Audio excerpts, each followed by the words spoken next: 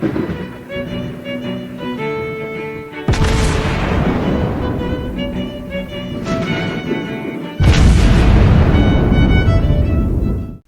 everyone, and welcome back to World of Warships Blitz with Terry. Today we have a quick look at the new British cruisers, which is exciting because I like cruisers and I like British cruisers. Honestly, the British light cruiser line is one of my favorites. But these are heavy cruisers. So starting out at tier 5, we get a split. So previously where you would go from the Emerald all the way up to the Minotaur, you would be on the light cruiser line. Now there's a second line heavy cruiser line. The light cruiser line on the British is somewhat special in that they can only fire armor piercing with 150mm mains, which makes them extremely dangerous against destroyers, but occasionally struggle a bit against things like battleships. Now, the distinction between a heavy cruiser and a light cruiser here is almost purely on the size and caliber of the guns and not on the armor. So we'll get to that in a minute. So things start out, and I think the Hawkins and the Devonshire are the only ships that actually existed out of these, because the British didn't build too many of those things. And but yeah, tier 5 and tier 6, you've got the Hawkins and the Devonshire. As you can see, this is pretty much the same setup like you have on Emerald, but she actually gets 190mm main guns instead of the 150s that you fight on the light cruisers. The Devonshire looks very, very similar, and she gets to the standard 203mm heavy cruiser guns. And then we get up to tier 7 in the Surrey, which I think, again, is kind of the same caliber. Yep, the same thing continues on tier 8. And in tier 9 with the Drake, we start seeing, I think, some bigger guns. So here we got 234mm main guns. Although with a very long reload of 14 seconds. That is a reload we often see on the 305mm super cruiser kind of levels. And the Goliath at tier 10 again has the 234mm mains, but does have 12 of them. Now, one thing, if you take a little bit of a closer look at these guns, is that they don't have a huge amount of armor piercing damage compared to the high explosive damage. Or if you want to see it more positively, the high explosive is excellent on these things. So they are more like the British battleship in this regard, with the highest chance of fire, excellent high explosive damage. And other than that, the setup is rather similar to the light cruiser line. You do get the smoke generators, you get air defense, and they do get torpedo launchers with the single fire capable torpedoes, and a reasonably good AA. So in general, what do we have? We have ships that probably should be played similar to the light cruisers. So if you're coming from British light cruisers and you know that you cannot get hit by anything because your armor is made of paper, anything that goes through this like a wet thumb. But the gun layout is obviously somewhat different. So these are HE spamming ships, more likely, and not so much the somewhat more difficult to play against capital ships, 150mm AP only guns that you get on the light cruiser lines. You still get the torpedoes, you still get the smokes, and I think all the way up on the Goliath at tier 10, you also start getting a sonar and a very reasonable AA. So the Goliath would have to, compare to something like the Minotaur. And the Minotaur is an absolutely excellent ship. It's one of my favorite ships in the game ever. So that's a tall order. We're not going to look at the Goliath yet. I'm going to have to actually spend some time. I didn't have much time this weekend to record anything. So, but yeah, HE spammers, definitely, with an 11% fire chance. And that's probably more the way they're going to go. And not as many torpedoes, so just 2 quad launchers, whereas the Minotaur is actually really a destroyer. So we're going to have to see how well this works. I am assuming these are less aggressive than you would play, say, the light cruisers, because you don't need to get that close. You can just fire spam high explosive at extreme ranges, use your torpedoes opportunistically, and use your smokes and islands and everything else to get yourself out of trouble. And starting in tier 8 with the Albemarle, we actually get 2 forward-facing turrets and only one rear turret, whereas the previous ones had 4 turrets, 4 twins. So you can, do things like going bow in and such. And if you've remembered the Cheshire, the premium British heavy cruiser that came out a while ago, there is a special factor for all these British heavy cruisers, probably to compensate somewhat for the absolute lack of armor. They get an additional repair kit. Now, the Soviet battleships get an additional damage control, which is not very useful. This thing, on the other hand, is, because you can, if you know how to use your repair kits effectively, and you should use them really, really early, especially in these ships, you actually get another heal, which is great. So, generally a line that I'm definitely excited about. Now, there's there's actually a commander, a legendary commander, and I haven't put them on here, but if we have a quick look, John Jellicoe, somewhat famous, is available as a legendary commander, and he gets an improved armament repair, which is kind of weird, because I would actually have thought to set these up with battlefield support for an extra sonar and AA defense. But okay, that's a thing. So maybe the turrets are easy to shoot off with I don't know yet, we'll see. No 610s on this commander, but he gets an improved heal, which with four repair kits is actually quite good. Gets an improved exploit weakness for an extra % of damage, which again on an HC spammer makes a lot of sense. The repair kit cooldown time obviously is increased as well. And he gets the improved Mistweaver, which, again, on smoke ships makes a lot of sense.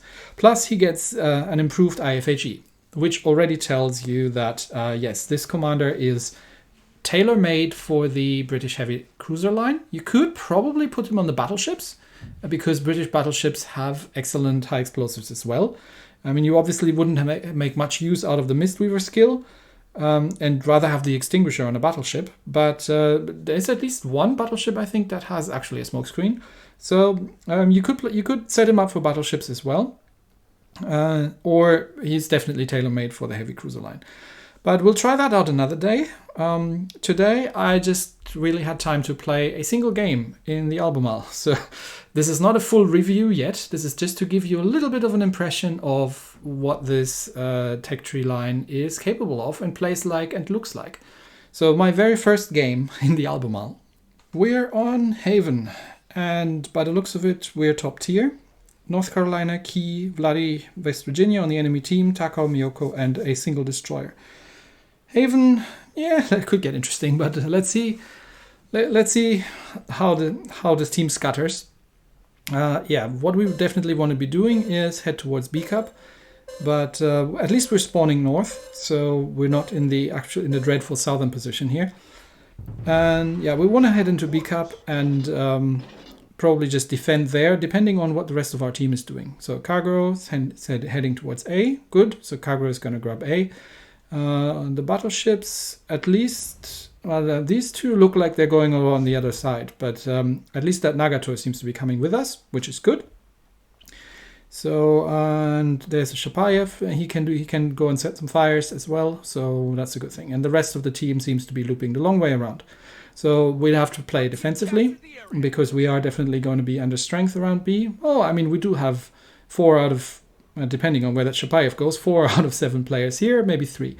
But I've got a smoke and I've got the HE loaded, so let's see what we can spot here.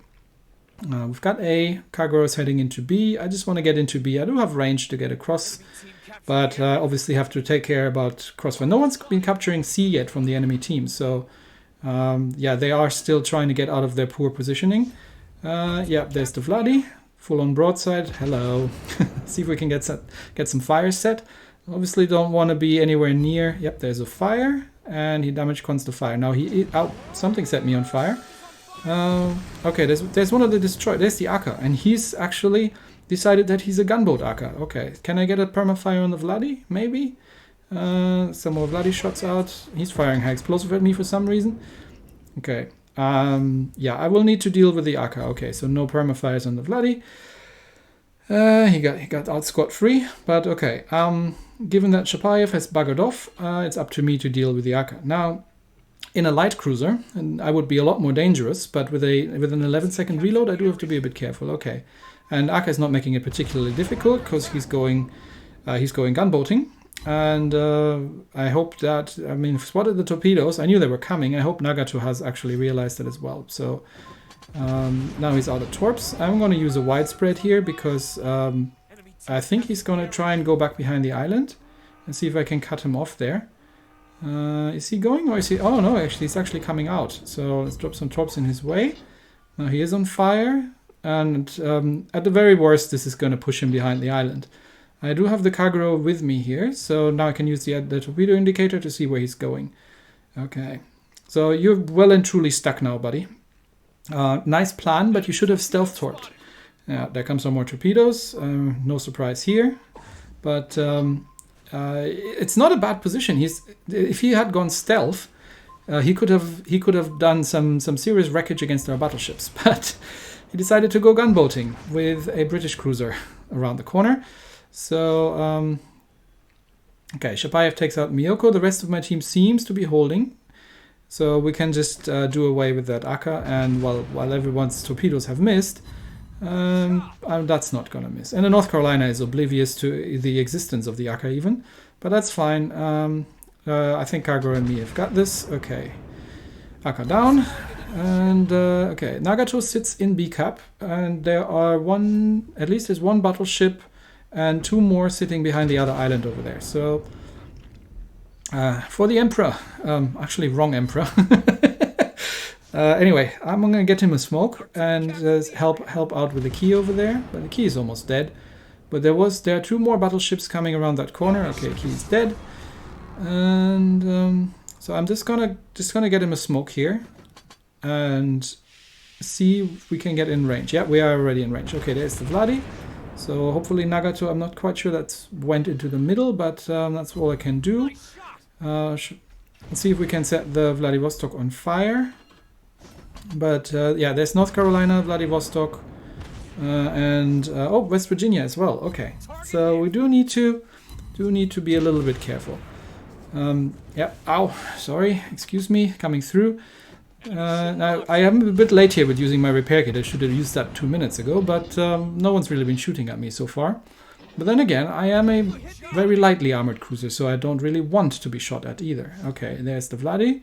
So put her full on in reverse, just in case I'm going to get return fire. Shots out at the Vladi. There's a fire. There comes the return fire. Why am I not reverting?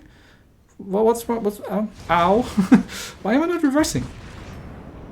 I am going 16 knots in reverse. Something's weird here. Sorry. Battleship in the way. Didn't see you there. Okay, so now we're reversing. Good. And can we get another fire on the Vladi? No, Vladi is not getting perma-fired, is he? But we are we're 4 to 0 kills ahead at this point. So it's not really that much the enemy team is going to be able to do anymore. There's the West Virginia, and it looks like I'm the only one left in this left here. So I'm going to smoke up. But he seems to have seen me, or is he blind firing? Ow. Okay, so we're gonna go bow in. Actually, that's that's not the West Virginia. That's the North Carolina. Sorry, wrong battleship, and definitely dangerous towards me. So I do have to be a little bit careful in my smoke here. That's a perma fire. Some more shots out. Ooh, ow! That was a good blind shot. Well done. Heal up a little bit, and he's coming around the corner, so I'm just trying to drop some general torpedoes in his direction and get the crap out of here, because while he is on very low health, he can one-shot me at this point. There come the shots. Just managed to get away from that, and yeah, I think those torps were for you, and that's the West Virginia, so we can still do some damage to that thing. No Rufflestone medal for us because we lost one battleship somewhere. But yeah, this is kind of how you want to play the British heavy cruisers, I guess. Extremely squishy, just like the light cruisers, so don't let that fool you. Jervis takes out the West Virginia. Well done, Jervis. And but yeah, don't let that fool you. Extremely lightly armored, so battleships can and will hurt you very badly. but HE spammers, and they are just as dangerous against destroyers than the light cruisers are, because while they don't have the extremely rapid reload at these things, I think the Edinburgh has something like, what, 7.5 or so? They still have excellent high explosive shells, and actually we'll have to try out the armor-piercing shells against destroyers as well. So is this a line I'm excited about? Yes, absolutely. More HE spammers. What could possibly go wrong? No, absolutely. I like the British cruisers because of their versatility and its general usefulness against pretty much everything. They've got good AA. I will play around a little bit more and actually get some proper reviews on these ships, because, you know, that was just a single battle, so that's not yet representative. But so far, from the looks of it and everything, I quite like the line. So that's it for me today. Thanks, everybody, and I'll see you next time. Bye.